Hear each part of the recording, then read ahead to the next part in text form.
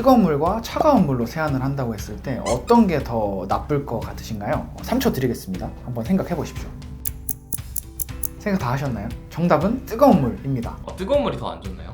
뜨거운 물이 더 안 좋죠. 오늘은 그러면 이제 뜨거운 물 세안을 했을 때 어떻게 피부에 안 좋은 영향을 미치는지 한번 설명해 드리도록 하겠습니다.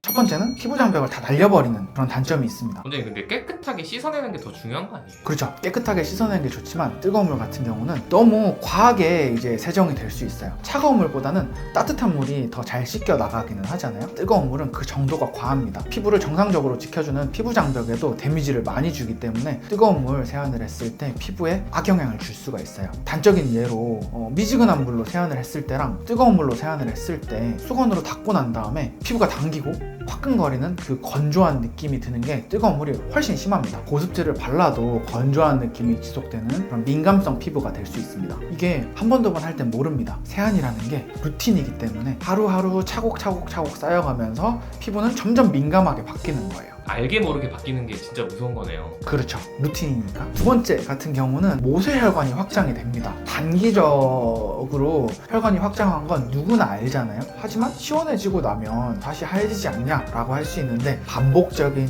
이 뜨거운 자극으로 인해서 혈관은 자꾸자꾸 늘어나게 되는 거예요. 쌓이고 하다 보면 홍조도 생기고 모세혈관 확장증도 생기면서 얼굴은 점점 붉어집니다. 모세혈관이 확장되는 게 그렇게 안 좋은 건가요? 모세혈관이 확장되면 일단 얼굴이 붉어지죠. 미용적으로 봤을 때 붉은 얼굴은 좋지가 않아요. 그리고 이게 혈관이 넓고 건강하게 큰 이런 느낌보다는 탄력 없이 늘어나는 그런 느낌이란 말이죠. 그래서 그런 경우에는 혈관이 되게 약해져요. 병원에서 시술을 해봐도 그렇게 모세혈관 확장이 있는 사람들은 멍이 되게 많이 듭니다. 그리고 회복을 빨리 못해요. 세 번째 같은 경우는 피지 분비가 늘어난다 입니다. 피지가 과도하게 세정이 될 수가 있어요. 피지라는 게 정상적으로 얼굴에 있는 수분을 날아가지 않게 보호를 좀 해주는 기능도 하잖아요. 근데 이제 뜨거운 물을 가지고 구석구석 있는 피지를 전부 다 제거해버리게 되면 피부가 너무 건조하다고 느끼고, 그러면 이 피지샘들은 일을 더 열심히 하게 됩니다. 그러면 시간이 조금만 지나도 빨리 번들거리게 되는 거죠. 피지가 피부에 꼭 나쁜 것만은 아니었네요. 그렇죠. 필요하니까 많이 있는 겁니다. 피지샘들이 기능을 올바르게 잘 한다면 피부에 수분을 날아가지 않게 피부에 자극이 왔을 때 보호해주는 그런 역할들을 하는 게 피지입니다. 나쁜 건 아니죠. 근데 과도하게 있는 피지는 안 좋은 거잖아요.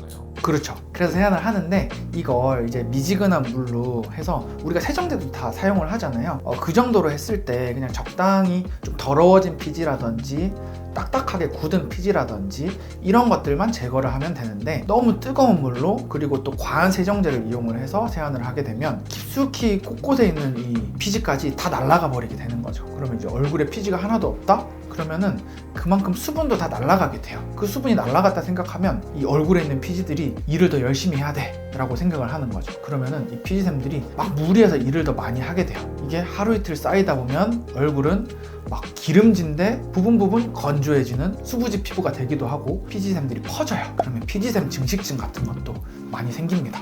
네 번째 같은 경우는 가려움증이라든지 염증이 악화가 될 수 있어요. 아니, 뜨거운 물로 뭐 가려움도 생기고 염증도 생기는 거예요? 뜨거운 거 자체가 만성적인 이제 자극이 돼서 얼굴을 계속 지속적으로 괴롭히게 되면 가려움, 염증도 점점 심해질 수 있는데요. 아토피 피부염이 악화가 된다거나 치루성 피부염이 생겨버린다거나 기존에 있던 여드름이 더 악화되는 결과를 초래할 수가 있어요. 사실 이 뜨거운 물뿐만은 아닙니다. 피부에 가해지는 다른 자극들도 많아요. 뭐 마찰이라든지 햇빛이라든지 이런 만성적인 생활 자극들이 피부에 가해지지 않게 하는 게 중요합니다. 뜨거운 물도 그 중에 하나일 거고요. 그런 만성적인 자극들을 줄여주는 것이 피부 건강을 위해서 중요합니다.